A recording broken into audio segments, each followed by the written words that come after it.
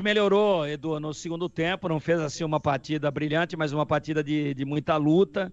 Claro que a gente tem que levar em consideração o desgaste físico aí dos jogadores, e pelas minhas anotações aqui, o Edson mexeu 5 vezes, e nas 5 ele foi obrigado a mexer, não foi por opção dele, por conta de problemas físicos, cãibras, etc. Então é uma desumanidade o que eles praticam contra essa garotada. Eles, eu digo, são os organizadores, leia-se a Federação Paulista de Futebol. Fazer um jogo no verão, em Santa Fé do Sul, em Marília, em São José do Rio Preto, em Araraquara, 13 horas, pô, sabe, falta muito bom senso, é muito desrespeito, é muita falta de conhecimento de causa. Ah, mas o campeonato é muito curto e tem muito time, tem que jogar o dia inteiro. Então diminui o número de clubes, pô. Até a hora que morreu um moleque aí infartado, correndo aí 1 hora da tarde, hoje estava 35 graus. Não é brincadeira, a umidade relativa do ar, por incrível que pareça, baixa, abaixo de 50%. Então os times sofreram fisicamente. O primeiro tempo foi muito abaixo, muito abaixo. Até fiquei com a impressão de que a Ponte se poupou um pouquinho fisicamente, mas jogou muito atrás. Teve um chute a gol, né, de fora da área, por parte exatamente desse menino que eu gostei muito, o Miguel. A bola subiu, mas passou perto. E teve uma cabeçada, parece que com uma espécie de premonição, muito parecida com a cabeçada que originou o gol da vitória da Ponte, do Cauã Moreira, mas ele cabeceou para fora. Enquanto que o Cuiabá foi para cima, empurrou a Ponte para trás, procurou ocupar territorialmente o domínio do jogo no campo de ataque, foi mais propositivo, mas na verdade o goleirão da Ponte, o Ângelo, não fez nenhuma defesa, nenhuma. Então teve um domínio territorial enganoso e a Ponte não tinha poder de reação, marcava muito atrás. O jogo no primeiro tempo de 0-0 foi muito fraco. No segundo tempo, parece que a Ponte ajustou, agrupou um pouco mais, aproximou os jogadores. O Pedrinho, número 8, que está com o cabelo a lá Ronaldo Fenômeno na Copa de 2002, aquele cabelo cascão, entrou no jogo, passou a ficar um pouco mais com a bola, encostou um pouquinho mais no Nicolas, encostou um pouquinho mais no Miguel, e a Ponte passou a trabalhar pelo menos um pouco a bola, algo que ela não fez no primeiro tempo. Só deu chutão, só quebrou. E aí devolvia essa posse de bola a todo momento para o Cuiabá, sofrendo uma pressão que não levou perigo, mas que poderia ter levado.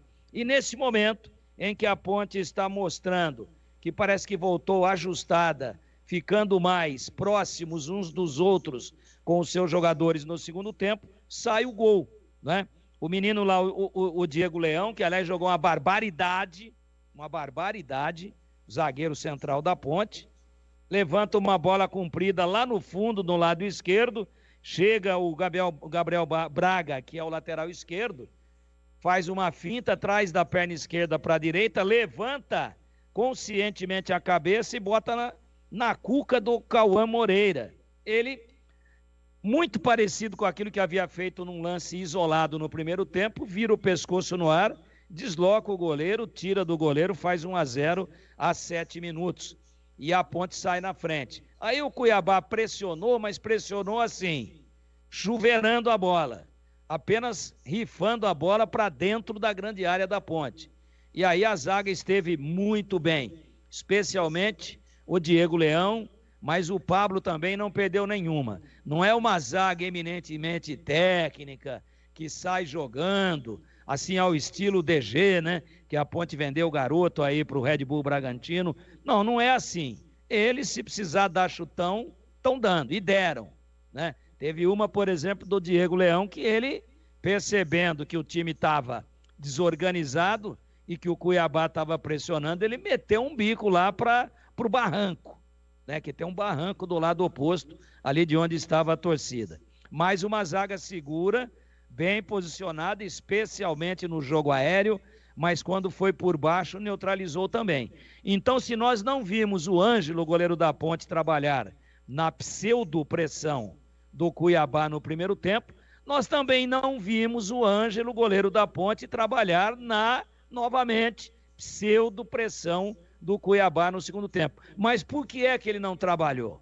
Porque a pressão existiu, mas ela não frutificou, ela não gerou consequências contra a Ponte, porque a zaga a toda hora desmanchava, a toda hora neutralizava, seja fechando pelas beiradas, seja neutralizando pelo menos 30 bolas aéreas que foram jogadas contra a zaga da Ponte. Então a Ponte se defendeu bem, quando teve a possibilidade no segundo tempo fez o gol, perdeu 5 jogadores por problemas físicos de câimbras e outros mais, diminuiu um pouquinho a sua intensidade, recuou demais, eu acho que correu um risco desnecessário num determinado momento do jogo, e depois no finalzinho subiu um pouquinho, ficou com a bola um pouco mais lá na frente, não deixou o Cuiabá vir tão à vontade até a sua linha de meio campo, conseguiu lá 2 ou 3 escanteios e ganhou tempo com isso, mesmo que os escanteios não tenham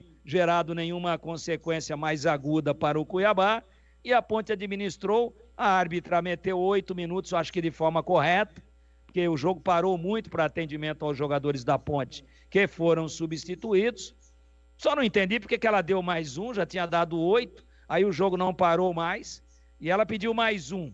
Mas a Ponte inteligentemente se fechou, se defendeu bem, não foi brilhante, mas foi guerreira, e acho que, pelo menos pelo seu segundo tempo, parte do segundo tempo, mais no início da segunda etapa, onde ela se ajustou e botou a bola no chão, eu acho que mereceu, porque a chance que teve, botou na rede. Esse foi o diferencial, e o nome do diferencial é Cauã Moreira. Cabeceou 2, numa delas botou na rede e deu os 3 pontos importantíssimos para a Ponte, num jogo no geral, fraco tecnicamente, mas algo que a gente compreende. Isso é plenamente explicável pela falta de bom senso de quem organiza a competição, de marcar um jogo que gera tanto desgaste físico, tanta perda de líquido, às 13 horas, 1h da tarde, com 35 graus na moleira, lá na cidade de Santa Fé do Sul. Boa vitória da Ponte.